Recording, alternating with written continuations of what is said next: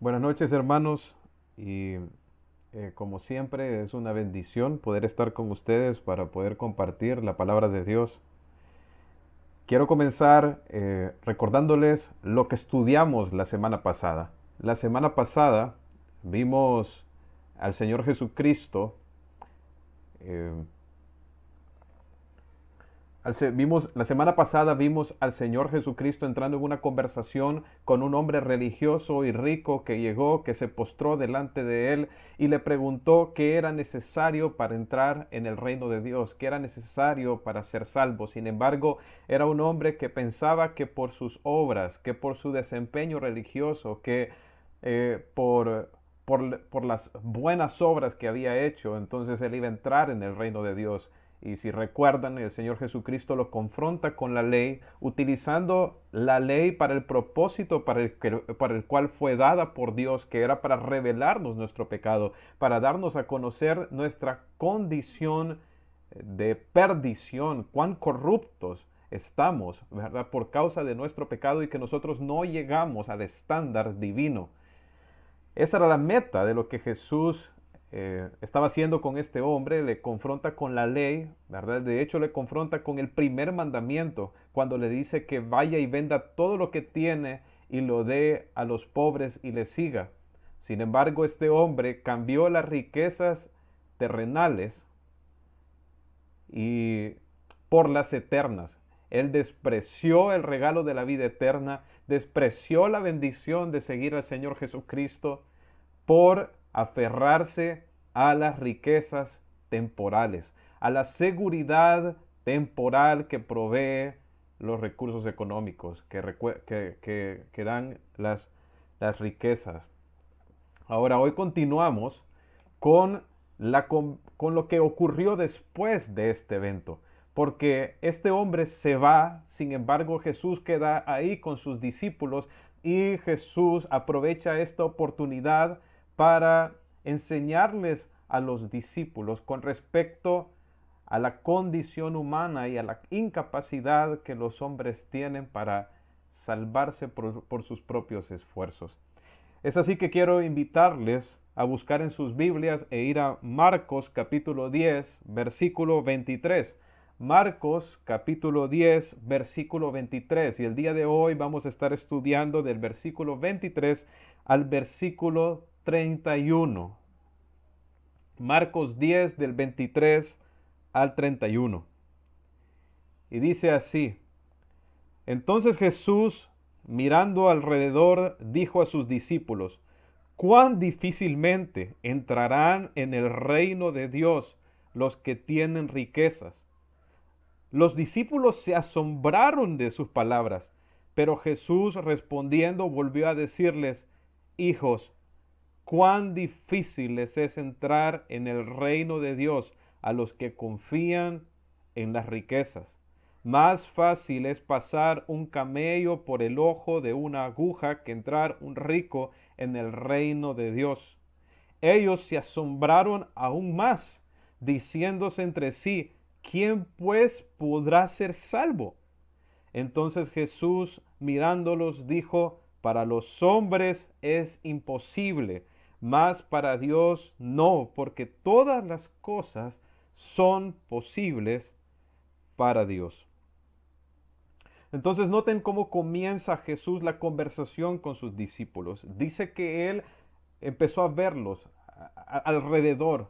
Entonces pueden imaginar lo que está pasando aquí. Quiero animarles a transportarse en su imaginación. Jesús está ahí en medio de sus discípulos y él empieza a observarlos. Él los está viendo. Y miren la declaración que el Señor Jesucristo hace cuando Él está viendo a sus discípulos. Él dice: cuán difícilmente entrarán en el reino de Dios los que tienen riquezas, los que tienen riquezas. Ahora, ¿cómo es esto? ¿Por qué es difícil? ¿Por qué es difícil que una persona que tiene recursos económicos, una persona que tiene dinero, una persona que tiene mucha plata, que puede entrar en el reino de Dios? Ah, Creo que la palabra de Dios nos da un poco de luz con respecto a eso, Por ejemplo, en Primera de Timoteo, capítulo 6, versículo 17, dice el apóstol Pablo, le dice el apóstol Pablo, perdón, a los creyentes que tenían recursos, a los creyentes que tenían dinero. Mire lo que les dice.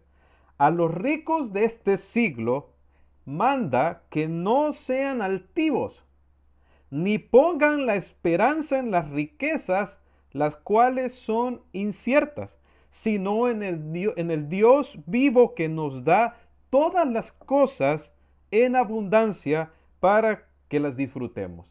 Entonces, ¿cuál es el peligro cuando uno tiene mucho dinero? El peligro es poner la confianza en esas riquezas. El peligro es el orgullo. El apóstol Pablo dice aquí, manda que no sean altivos. ¿Por qué? Porque existe una tendencia de que cuando uno tiene muchos recursos se vuelve orgulloso, se vuelve una persona centrada en sí mismo, se siente que es autosuficiente y que no necesita de Dios.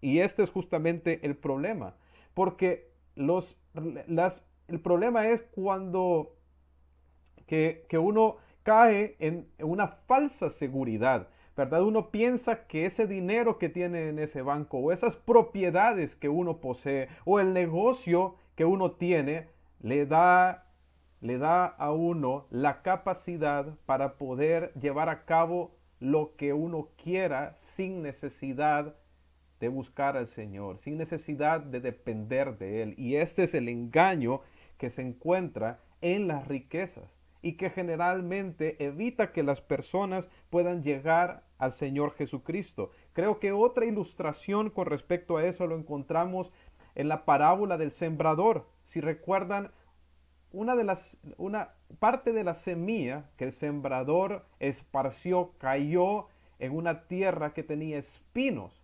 Y cuando el Señor explica la parábola, Él dice en Marcos capítulo 4, versículo 18, dice, entonces son los que fueron sembrados entre espinos los que oyen la palabra, pero los afanes de este siglo y el engaño de las riquezas y las codicias de otras cosas entran y ahogan la palabra y se hace infructuosa. Entonces, ¿qué es lo que vemos aquí? ¿Qué es lo que ocurre cuando una persona cae en el engaño de las riquezas, en el engaño de perseguir las riquezas como que eso es lo que al final le va a salvar, que eso es lo que le va a llevar a tener una vida de éxito, una vida sin problemas de ningún tipo, de paz, de seguridad, de satisfacción. ¿Qué es lo que pasa cuando una persona cae en ese engaño? No permite que la semilla entre en su corazón y dé fruto. ¿Verdad? Dice aquí los afanes de este siglo, los afanes de este mundo, el afán por volverse rico, el afán por obtener recursos, ¿verdad?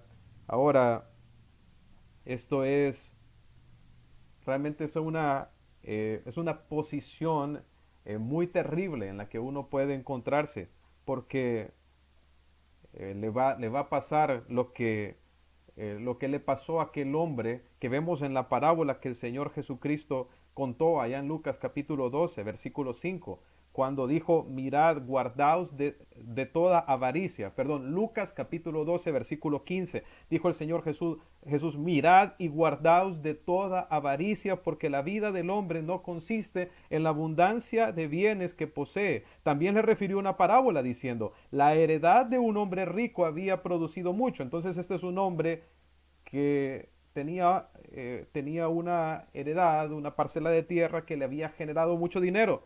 Y él pensaba dentro de sí diciendo, ¿qué haré porque no tengo dónde guardar mis frutos? Dice. Y dijo, esto haré, derribaré mis graneros, los edificaré mayores, y ahí guardaré todos mis frutos y mis bienes. Y le diré a mi alma, alma, muchos bienes tienes guardados para muchos años, repósate, come, bebe, regocíjate.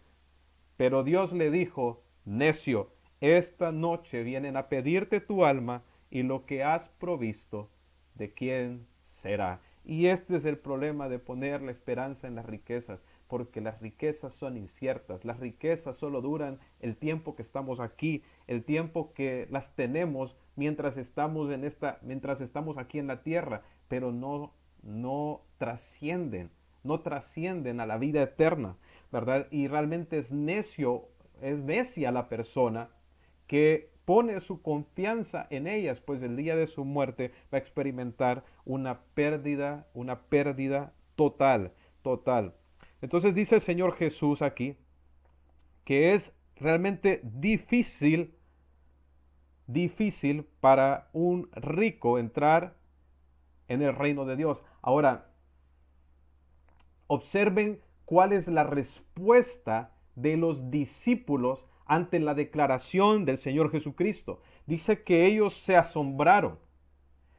Ahora, se asombraron con la primera declaración que el Señor hizo, pero se asombraron aún más después de que Jesús les dice en el versículo 24, hijos, cuán difícil es entrar en el reino de Dios a los que confían en las riquezas. Dice, más fácil es pasar un camello en el ojo de una aguja que entrar un rico en el reino de Dios. Y dice, y ellos se asombraron aún más. Ahora bien, ¿por qué los discípulos se asombraron? ¿Por qué los discípulos se asombraron ante esta declaración de Jesús?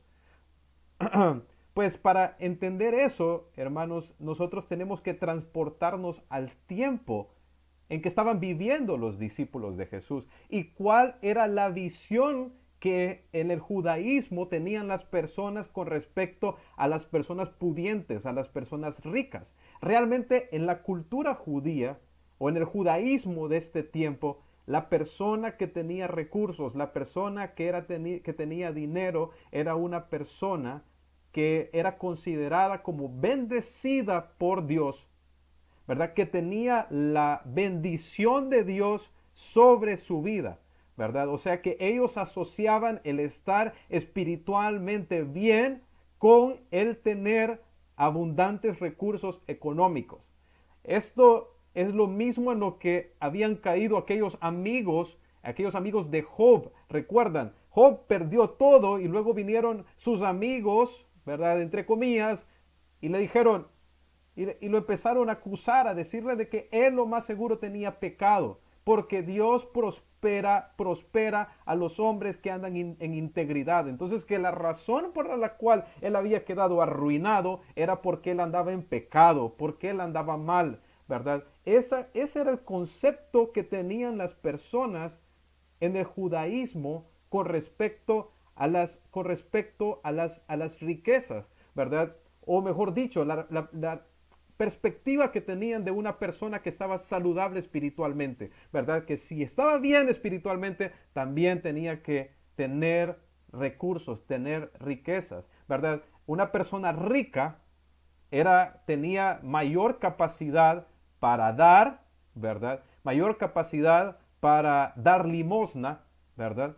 Y quiero decirles que el judaísmo había absorbido una mala doctrina donde se creía que entre más una persona daba limosnas, entre más una persona daba ofrendas, más se ganaba el perdón de sus pecados.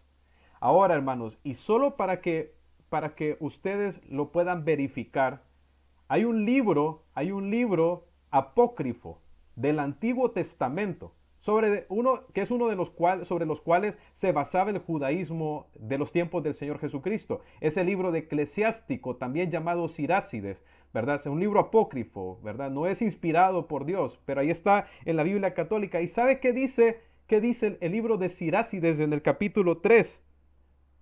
En el versículo 31 de Sirácides dice, la limosna perdona los pecados. O sea, esta era la idea que existía en los judíos de los tiempos de Jesús, que una persona que tenía más recursos tenía la opción para obtener y ganarse la salvación más que una persona que no tenía recursos. Una persona que tenía dinero podía podía dar más sacrificios, una persona que tenía dinero podía hacer más obras de caridad, ¿verdad? Podía dar más limosnas, ¿verdad? Entonces, al decir Jesús que estos ricos religiosos,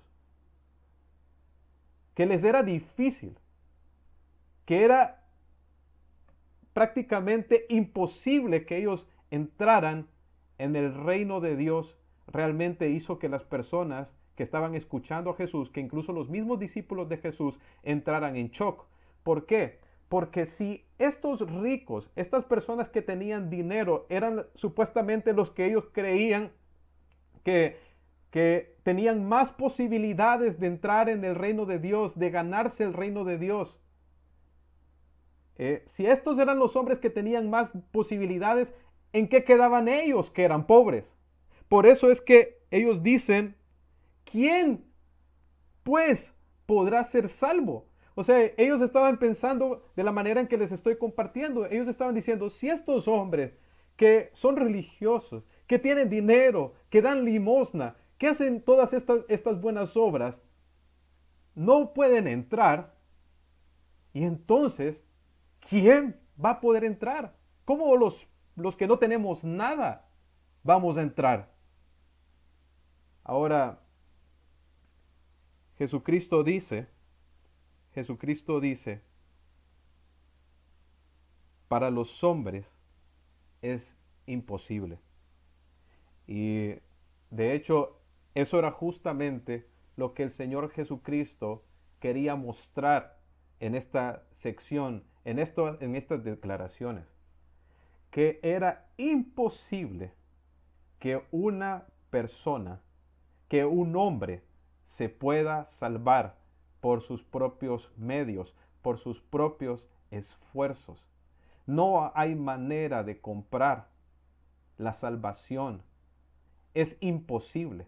Las personas que ellos podrían considerar que estaban más cerca o que eran más propensos a ganarse la salvación, el Señor Jesucristo está diciendo, es imposible, porque el Señor Jesucristo dice que es más fácil que entre un camello por el ojo de una aguja antes que un rico entre en el reino de Dios. O sea, Jesucristo está diciendo algo que es imposible. Realmente no se puede agarrar un camello y meterlo por el ojo de una aguja. Eso no se puede hacer.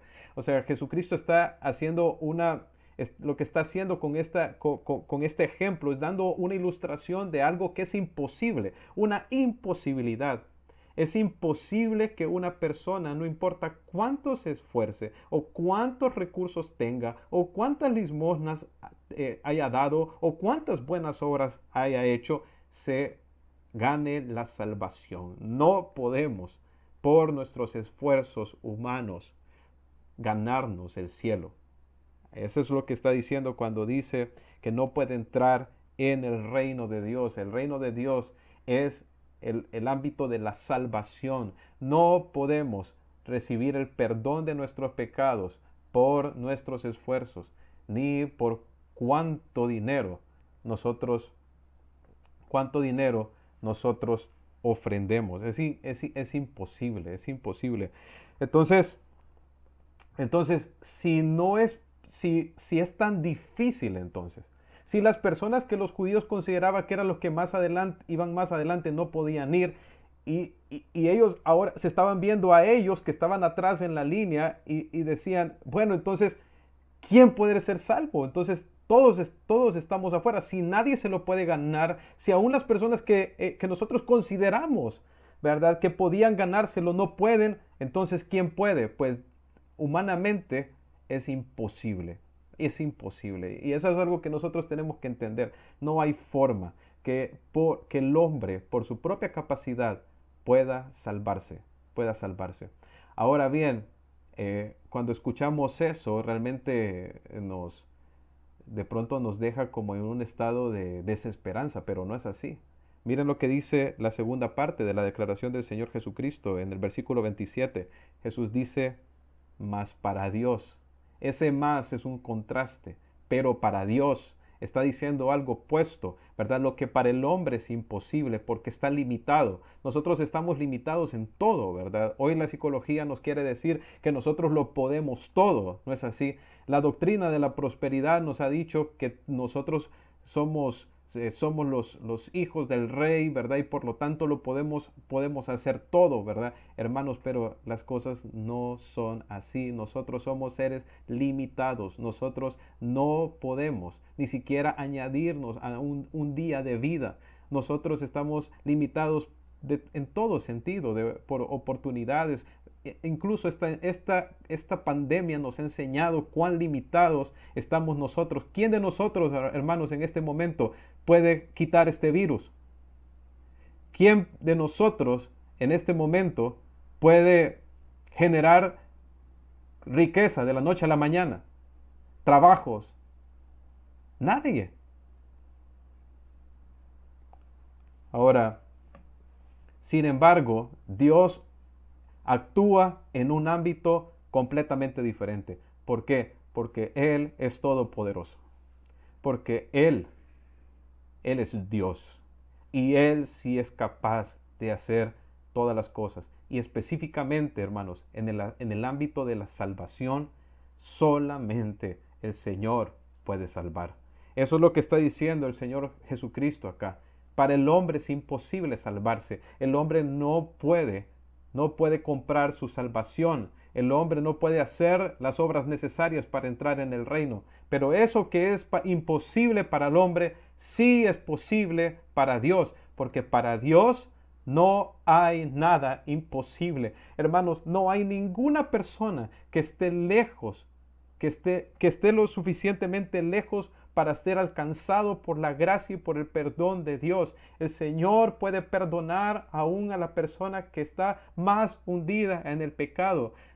Por difícil que nosotros pudiéramos creer que fuera para una persona poder conocer la salvación, para Dios no hay nada imposible. No hay nada imposible para Él, hermanos. Y de lo que está hablando aquí, hermanos, es que la salvación de una persona, solo Dios la puede efectuar. En Juan capítulo 1, versículo 12, dice: mas a todos los que le recibieron, a los que creen en su nombre, les dio la potestad de ser hechos hijos de Dios, los cuales no son engendrados, dice, de sangre, ni de voluntad de carne, ni de voluntad de varón, sino de Dios. ¿Quién engendra al creyente? ¿Quién lleva a cabo el nuevo nacimiento? ¿Quién nos conduce al arrepentimiento y a la fe en el Señor Jesucristo? ¿Quién transforma nuestro corazón? ¿Quién obra en nosotros el arrepentimiento para que nosotros nos entreguemos al Señor cuando escuchamos el Evangelio? Es todo obra de Dios. Es todo obra de Dios. La salvación es del Señor. No podemos ganárnosla por nuestros esfuerzos. Eso es algo que solamente Dios puede hacer. Es Él quien efectúa el nuevo nacimiento. Él es el quien lleva a cabo la regeneración por medio del Espíritu Santo. La obra de salvación es 100% obra de Dios. Hermanos, es imposible para los hombres, pero es posible para Dios. Y porque es posible para Dios, es por eso que los que estamos aquí y que nos hemos realmente entregado al Señor Jesucristo es que somos salvos. Y es por causa de esto que todas las personas que se han salvado alrededor del mundo y en los siglos es que son salvas, porque el Señor ha llevado a cabo esa salvación en sus vidas. Entonces, vemos aquí, hermanos, que no podemos salvarnos por nuestras obras. Entonces, ¿qué podemos hacer? ¿Qué podemos hacer para salvarnos? Hermanos, solo una cosa podemos hacer, y es clamar a Dios porque Él nos dé de su misericordia. Dice Romanos capítulo 10, versículo 13, porque todo el que invocare el nombre del Señor será salvo. ¿Qué es eso, hermanos? Es que venimos humildes y le pedimos a Dios que tenga misericordia de nosotros y que por favor nos salve en su gracia. Es un ruego de un mendigo, de una persona que reconoce que no tiene nada y que no puede hacer nada para salvarse, que está completamente a la misericordia del Dios omnipotente. Y esa es la única manera de ser salvos. Cuando venimos reconociendo nuestra incapacidad, nuestra pobreza, nuestra inhabilidad para poder ser salvos por nuestros esfuerzos. y venimos y le clamamos a Dios y le pedimos que por favor nos perdone, ¿verdad? Y eso es lo que debemos hacer cada uno de los que estamos aquí. Si usted no lo ha hecho, quiero invitarle a que lo haga, a que por favor le clame al Señor, que se humille. Si ha estado confiando en sus riquezas o cualquier otra cosa, deje de confiar en eso. Ponga su confianza completamente en el Señor Jesucristo para su salvación. Clame a Él, pídale que por favor le perdone, que le limpie de sus pecados, que los salve. Ahora vemos aquí, hermanos, entonces, la pobreza que se encuentra en la riqueza. No importa si un hombre gana el mundo, si al final pierde su alma. Entonces de balde sirve ser rico, tener posesiones y vivir en lujos aquí en la tierra si al final va a perder el alma. El tiempo que vivimos aquí en la tierra es una fracción en comparación a la eternidad. Realmente es una necedad perder la vida eterna por valorar lo temporal. Más, por supuesto. Ahora bien, sin embargo, hermanos, hay una riqueza en la pobreza. Vemos que esta es la pobreza en la riqueza, ¿verdad? Cambiar lo eterno por lo temporal. Pero ¿qué de la riqueza en la pobreza? ¿Qué de aquellos que deciden entregarse al Señor Jesucristo con todo su corazón, despojarse del amor al dinero y de ese afán de hacerse ricos, y deciden seguir a Jesús y volver a Jesús el centro de su vida y obedecerle a Él como lo más importante? ¿Qué de las personas que toman esa decisión? Mira lo que dice el versículo 28. Versículo 28 de Marcos capítulo 10 al versículo 31. Dice, entonces Pedro comenzó a decirle, he aquí nosotros lo hemos dejado todo y te hemos seguido.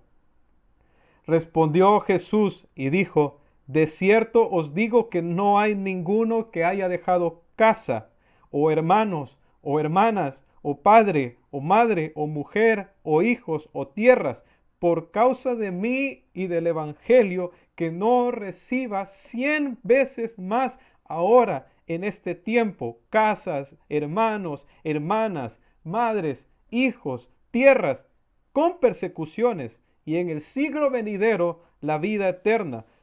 Pero muchos primeros serán postreros, y los postreros primeros. Entonces, al escuchar esto, a lo que vimos anteriormente, Pedro le dijo al Señor Jesús, ¿y qué de nosotros? ¿Qué de nosotros que hemos decidido dejarlo todo? Porque para seguir a Jesús, para entrar en este proceso de discipulado, ellos dejaron a sus familias, dejaron sus profesiones. Recuerdan que era Pedro y los otros discípulos eran pescadores. Y Jesús les dijo, venid en pos de mí, los haré pescadores de hombres. Y dejaron las redes, dejaron la barca y siguieron a Jesús. Y entonces viene Pedro y dice, bueno, nosotros no somos como el joven rico, no es así, no somos como aquel hombre que por sus riquezas decidió darle la espalda a Jesús. Somos de los que cuando Jesús nos llamó lo dejamos todo. Dejamos nuestras familias, dejamos nuestras casas, dejamos todo. ¿Y qué hay para nosotros? Y de pronto nosotros podemos hacernos la misma pregunta, ¿verdad? ¿Y qué si dejamos todo por seguir a Jesús? ¿Y qué si decidimos entregar todo para seguir a Jesús? Mire lo que dice el Señor Jesús. Da una promesa de bendición para la vida presente, pero también para la vida futura. Dice el Señor Jesús en el versículo 30, que lo viene diciendo desde el versículo 29. De cierto os digo, dice, que no hay ninguno que haya dejado casa, hermanos, hermanas, padre, madre, mujer, hijos, tierras, por causa de mí y del Evangelio. Noten, no es dejar esas cosas como un acto de caridad por una persona. Está hablando acerca de una renuncia de estas cosas por la causa de Cristo y del Evangelio.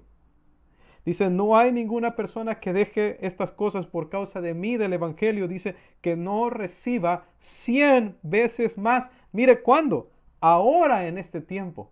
Casas, hermanos, hermanas, madres. ¿Y qué significa eso? Significa entonces que vamos a vivir en mansiones, ¿verdad? Que vamos a tener mucho dinero. No, No está hablando acerca de eso. Está hablando con respecto a lo que recibimos cuando nosotros nos convertimos a Cristo. Nos volvemos parte de la familia de la fe. Es posible que al convertirnos, ¿verdad?, lo hagamos en contra incluso del deseo de nuestras esposas e hijos, ¿verdad?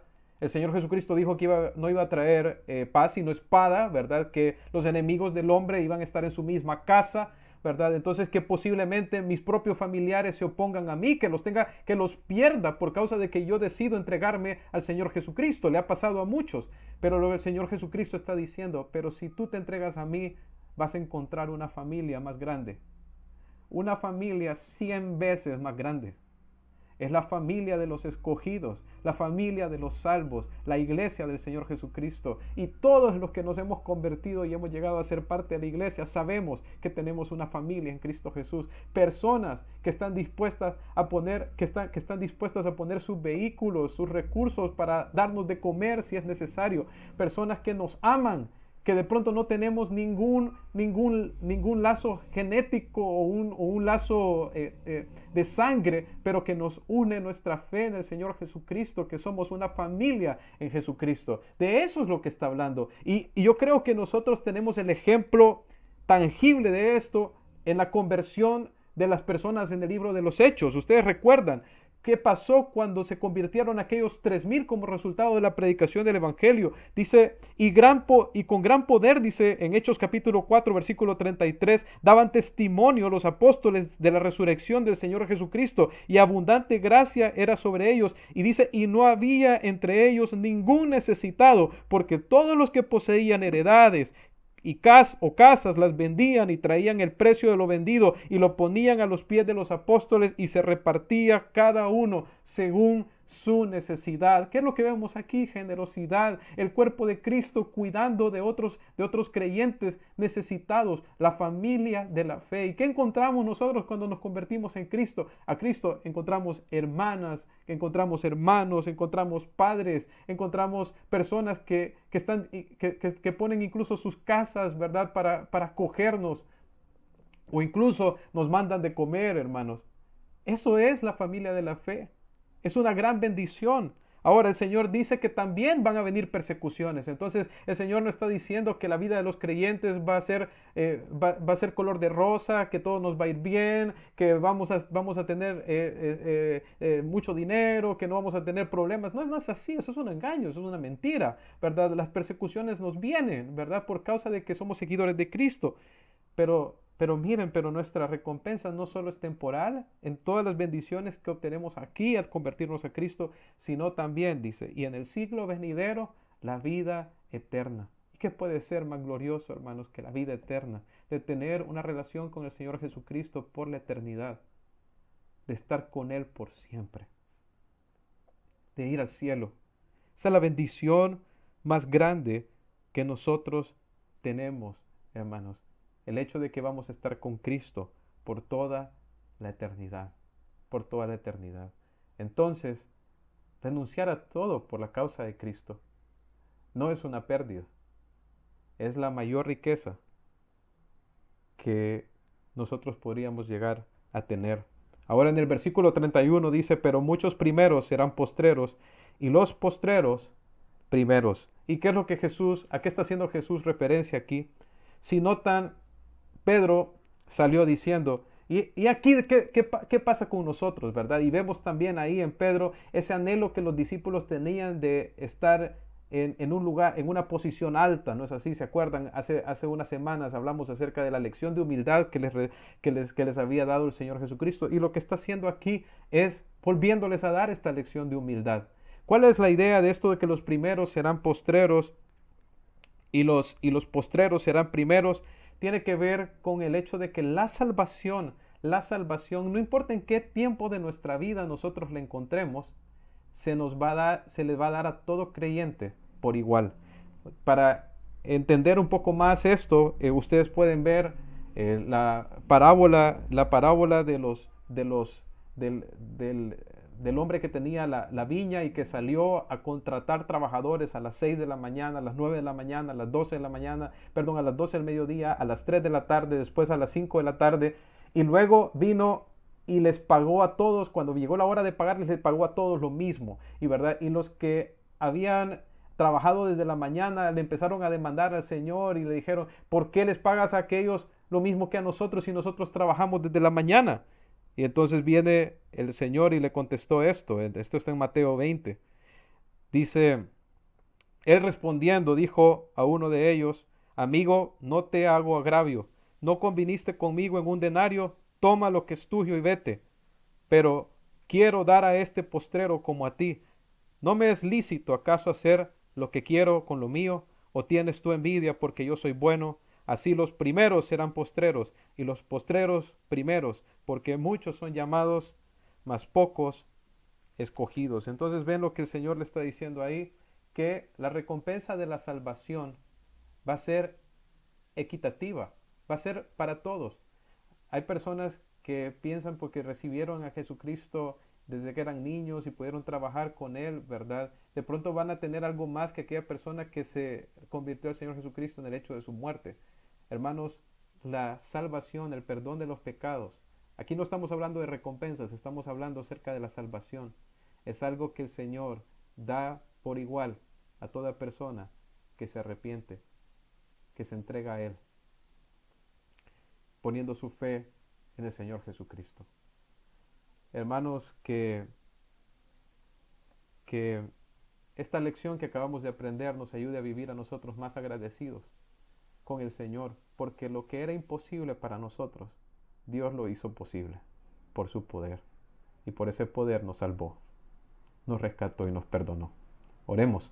Señor Padre Celestial, te doy gracias por tu palabra y gracias por otorgarnos este regalo tan grande que era imposible que por nuestros propios esfuerzos nosotros lo pudiéramos obtener, pero nos ha sido otorgado por gracia, por tu misericordia, a través de nuestro Señor Jesucristo. Gracias, Señor, por hacernos nacer de nuevo, por darnos un nuevo corazón y poner nuevos deseos en nosotros, por poner el deseo de agradarte, de vivir para ti, un anhelo por vivir en la justicia, por ser piadosos, Señor. Y esto solo puede haber venido de ti, Señor. Gracias por habernos sacado de nuestra vana manera de vivir, del pecado, Señor, de la esclavitud al pecado en que nos encontrábamos, para que pudiéramos ser siervos tuyos, Señor. Te doy gracias en el nombre de Cristo Jesús. Amén.